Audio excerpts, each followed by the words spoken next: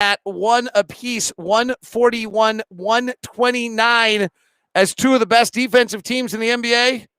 Don't get any stops. We'll try to figure out how this happened, what happened, and what it means for the rest of the series as the Jazz have evened it up at 1 apiece here on POSTCAST. POSTCAST is brought to you by our good friends at grip6.com.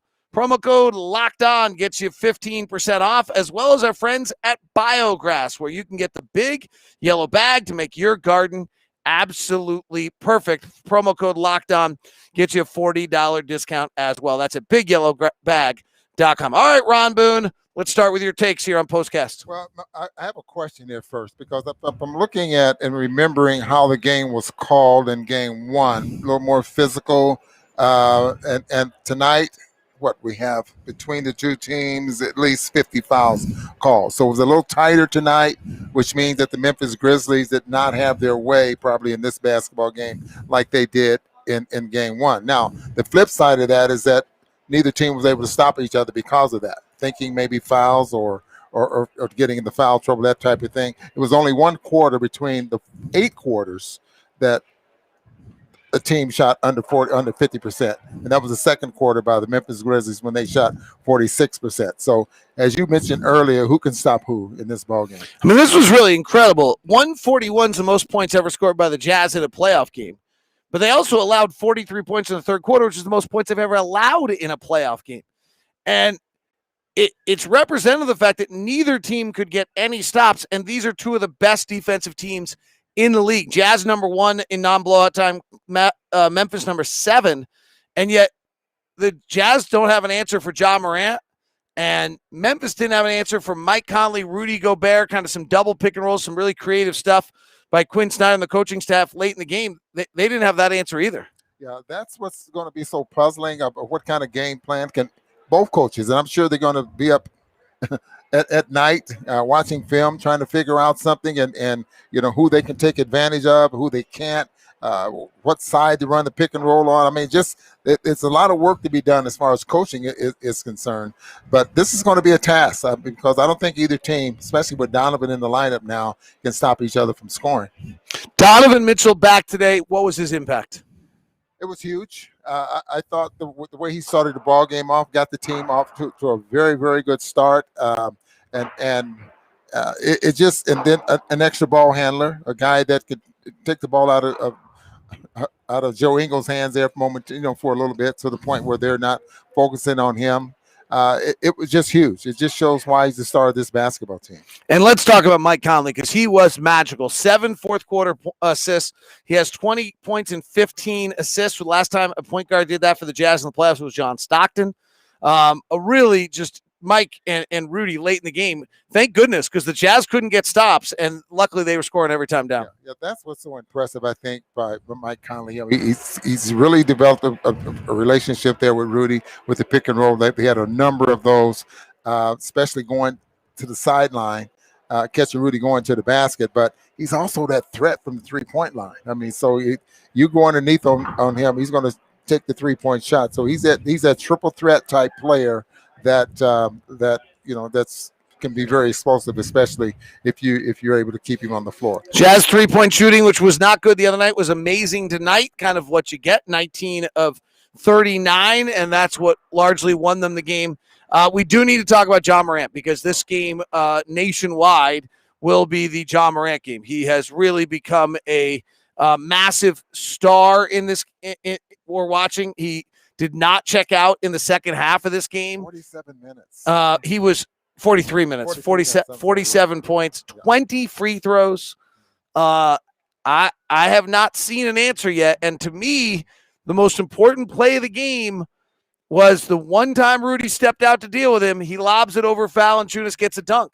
Valanciunas is very much the key to this. He's such a beast that you have to stay attached to him. And if you don't, he's scoring. And, a huge part of this game, by the way, we haven't mentioned, is foul trouble. Very similar to the last game. Foul trouble probably has dictated this entire series thus far more than anything else. But, I mean, and, Ja's relentlessness, like attacking the rim, going at Rudy. Rudy gets one great block, which can be the highlight for all the times in which we argue that Rudy gets victimized by someone dunks on him, and then we never show the highlights of Rudy's 23 times he stopped him. Tonight's going to be the other way. The highlight that's going to be played is Rudy's block. The truth is Ja Morant was unbelievable. Yeah, unbelievable. He did get his shot blocked, but that doesn't stop him from going in and challenging the big guy there. You get your shot blocked, so what? I'm going to come back at you, and that's exactly what he did a couple of times. But how teams are going to stop each other, that's the mystery. Morant is just unbelievable, even though he was running on fumes there at the end of the basketball game because he was definitely tired. But the key, as you just mentioned, the foul trouble early gave the Jazz some cushion to the point where the Grizzlies was playing uphill for the rest of the ball game. They let it all hang out there in that third period, but you get so far, you hit that wall, and the Jazz was able to extend their lead. All right, let's get to some of your questions and get some of your takes.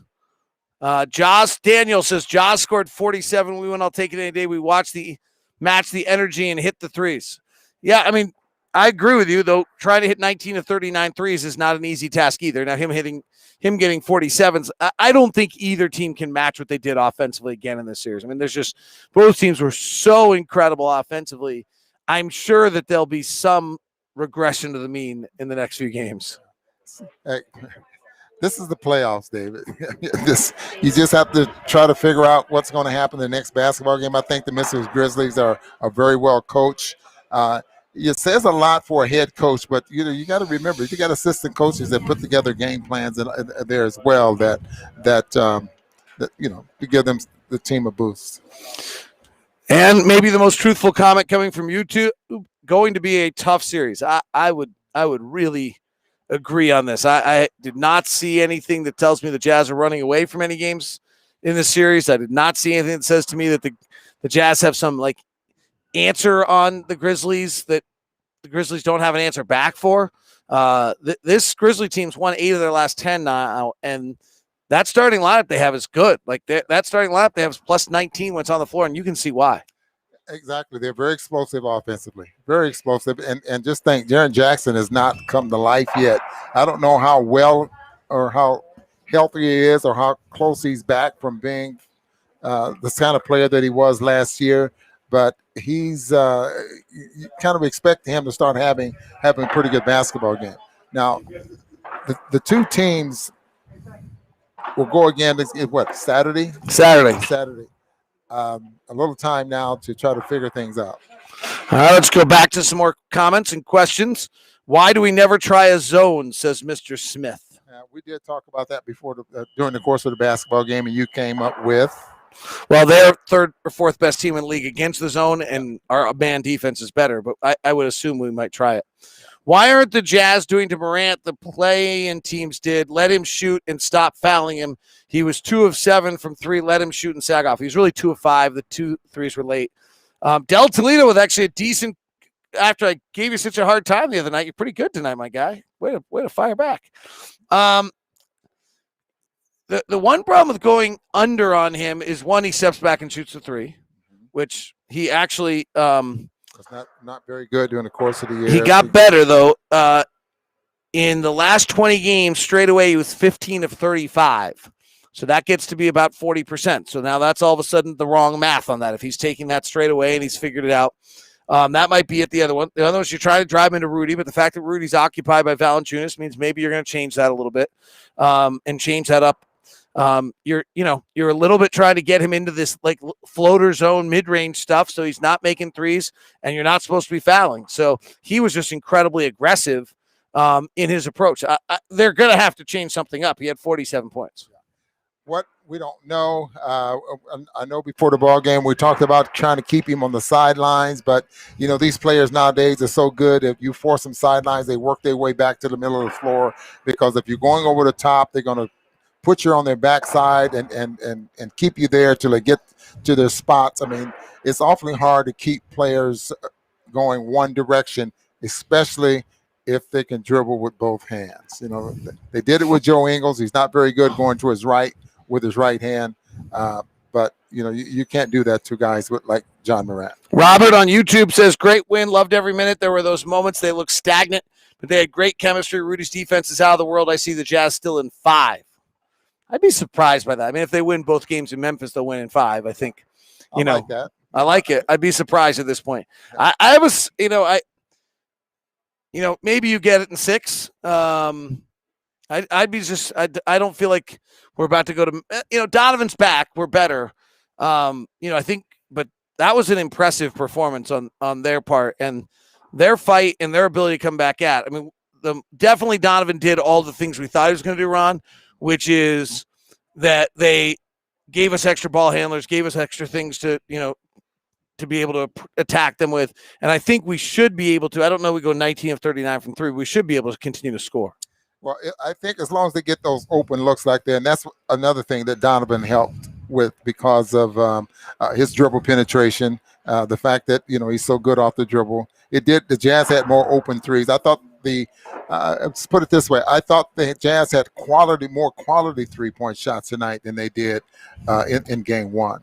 Even though the Jazz were able to get up 39 threes in the first ball game, but I thought the quality of threes that they were able to get up tonight was much better than in game 1. All right, that wraps up Postcast. Locked On Jazz will come in tomorrow. It's Thursday, so we'll probably do a live show. So many of you are welcome to join us. Throw your questions I didn't get to here. Thanks for joining us for Postcast. It's late. We got to go to bed. Way past Ron's bedtime. It's after 10:30. Oh yes. Way past Ron's bedtime.